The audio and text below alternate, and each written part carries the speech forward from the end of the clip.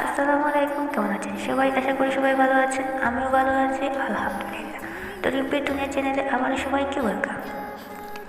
আগামীকাল অর্থাৎ 16 জানুয়ারি আমরা সবাই জানি এই দিনটির বিষয়ে। তো এটা আমাদের মুসলমানদের জন্য হলো একটা বিশেষ পাওনা আল্লাহ রাব্বুল আলামিনের তরফ থেকে। এই রাতটি হলো মূলত শবে মেরাজের রাত। তো এই রাতকে আমরা মূলত দুটি ভাগে দেখতে পাই। একটা হলো ইসরা, যেখানে আমাদের হযরত মুহাম্মদ মুস্তাফা সাল্লাল্লাহু আলাইহি ওয়াসাল্লাম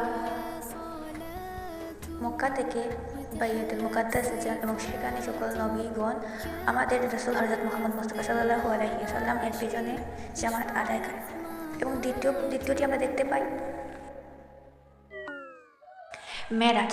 আমাদের নবী পাক 27 মানে যান এবং বিভিন্ন বিভিন্ন আম্বিয়াদের সাথে দেখা করেন এবং সিদরাতুল মুনতাহায় পৌঁছেন এবং আল্লাহর সাথে আলোচনা করেন এবং আল্লাহ তাআলা বিশেষ উপহার হিসেবে আমাদেরকে হযরত মুহাম্মদ মুস্তাফা সাল্লাল্লাহু আলাইহি ওয়াসাল্লামের মাধ্যমে 5 ওয়াক্তের নামাজ উপহার দেন।